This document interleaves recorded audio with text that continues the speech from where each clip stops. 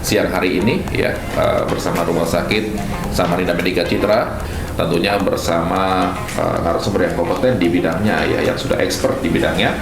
Siang hari ini ada Dr. Fajar Prabowo, SPS, spesialis saraf.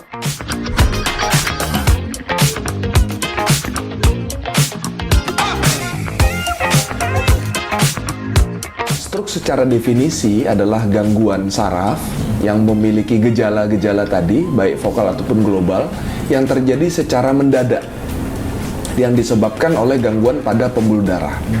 Jadi, ketika pendengar, masyarakat sekalian mengalami sebuah gejala, baik itu tiba-tiba bicara pelo, tiba-tiba kesemutan separuh badan, tiba-tiba kelemahan anggota gerak, maka di waktu detik itu juga adalah terjadi serangan stroke gitu. Jadi gejala itu adalah bagian dari serangan stroke yang terjadi. Perbedaannya dengan orang yang serangan jantung ini Pak, bahwa serangan jantung itu sakit, nyeri dada, sakit sekali, hebat.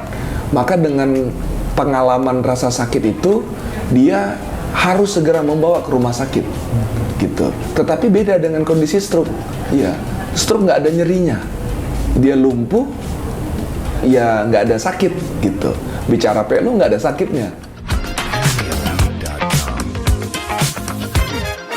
Resiko tadi ada dua macam.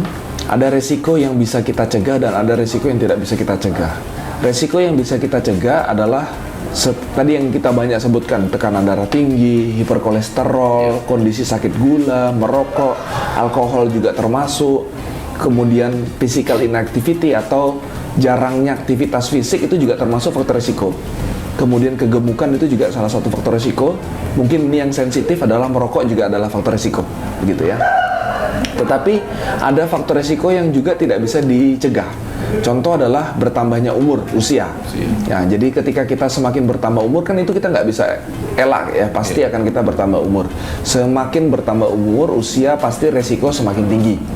Kemudian adalah faktor genetik, bahwa betul memang ada sebagian data penelitian menyebutkan bahwa stroke itu memiliki faktor risiko genetik. Kemudian adalah jenis kelamin. Nah, jenis kelamin juga adalah resiko yang tidak bisa kita cegah.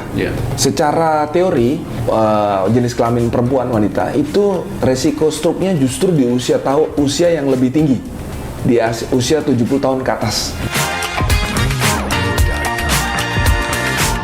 Para pendengar sekalian, kalau mengalami tanda dan gejala stroke ya tadi, maka harus segera ke rumah sakit.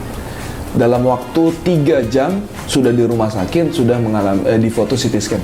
Dan menujunya tolong ke rumah sakit yang punya fasilitas CT scan.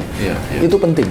Karena kalau dia ke tempat klinik, ke puskesmas mungkin yang karena kasus stroke ya tidak punya CT scan, tidak banyak yang bisa dilakukan karena tidak bisa mengetahui kondisi yang ada di dalam kepala.